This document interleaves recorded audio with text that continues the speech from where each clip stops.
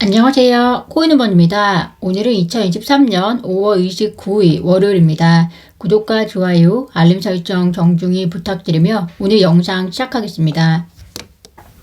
미국의 부채 한도 상향안이 원칙적으로 합의가 되었음을 공식적으로 발표가 되면서 암호화폐 랠리도 시작이 되었는데요.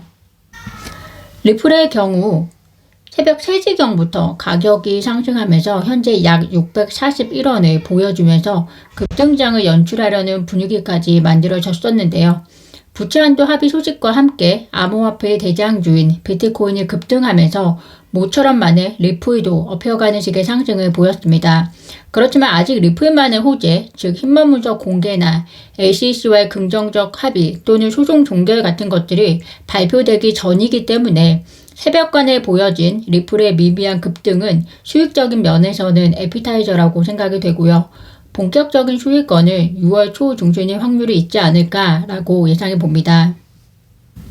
부채 한도 상향 협상의 대략적인 내용은 2년간 미국 정부 부채 한도를 상향하는 대신에 비국방 지출을 거의 일정하게 유지하면서 2025년의 지출은 1% 증액 내에서 이루어지도록 상한을 부과하기로 했다는 소식입니다. 부채 상향을 요구하는 바이든 정부와 그리고 미국 정부의 지출을 줄이지 않는 한 부채 상향은 없다는 협상 카드로 내세운 공화당의 절충안으로 보시면 될 것 같고요. 6월 5일 전까지 양당의 표결만 남은 상황이라고 보시면 될 것 같습니다. 미국의 경제가 세계 경제에 아직까지 지대한 영향을 미치기 때문에 이번 부채 한도 상향은 전 세계적으로 관심을 집중시켰는데요. 시장의 불확실성이 사라지면서 미국 및 국내의 증시뿐 아니라 비트코인을 비롯한 리플 등의 알트코인의 가격 상승에도 영향을 미쳤습니다. 암호화폐 공포 탐욕 지수 역시 전날보다 2포인트 오른 51을 기록했는데요. 암호화폐의 상승은 시장의 불확실성을 잠재운 이유도 있지만 이번 국채의 추가 발행은 미국의 금리 인상이 하반기 어느 시점에서는 멈추게 하는 또 하나의 계기가 될 것이기 때문이라는 분석도 해볼 수 있을 것 같습니다. 리플 소송의 긍정적인 이슈에 대한 소식과 함께 하반기는 다 함께 기대해 보시면 좋을 것 같습니다. 나스닥이 리플의 메타코 인수를 환영하는 광고를 전면에 내세워 많은 사람들의 이목을 집중하고 있습니다. 잘 아시다시피 나스닥 역시 올해 3분기부터 암호화폐의 커스터디 서비스를 제공하겠다고 발표한 상황이고요. 리플이 이번에 인수한 메타코 역시 암호화폐의 커스터디 서비스를 제공하는 회사인데요. 나스닥의 의도가 리플의 단순 광고 목적인 것인지 혹은 리플의 향후 IPO에 대한 신호탄인지 이에 대해서도 많은 사람들의 추측이 오가고 있는 상황입니다. 이와 동시에 미국에서 가장 유명한 IPO 변호사였던 제이 클레이튼 전 SEC 의장과 빌 히먼 재무국장이 SEC에 재임하면서 보여준 행보는 결과적으로 리플의 IPO를 막는 결과를 가져왔기 때문에 그들을 상대로 소송을 제기해야 하는 것은 아닌지에 대한 비판적인 의견들도 있는 상황입니다.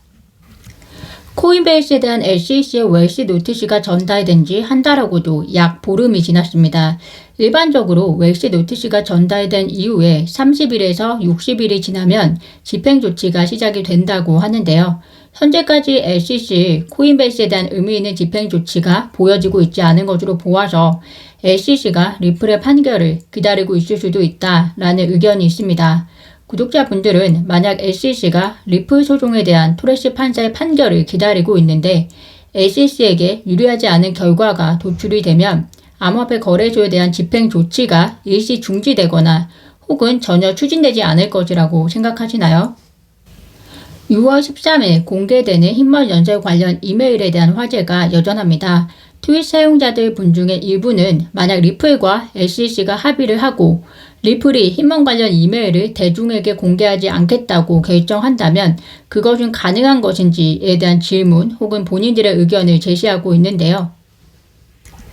리플의 최고 기술 책임자 데이비드 슈워츠는 본인이 비록 변호사는 아니지만 리플이 힘먼 문서를 공개하지 않는 것에 대해서 업계는 동의하지 않을 것이라고 생각한다.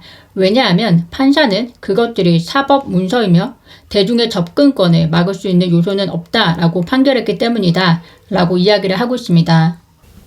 리플 XRP 커뮤니티 대표 존 디튼 변호사는 데이비드의 말에 동의하면서 리플과 SEC가 오늘 합의한다고 해도 이메일은 나올 수밖에 없다.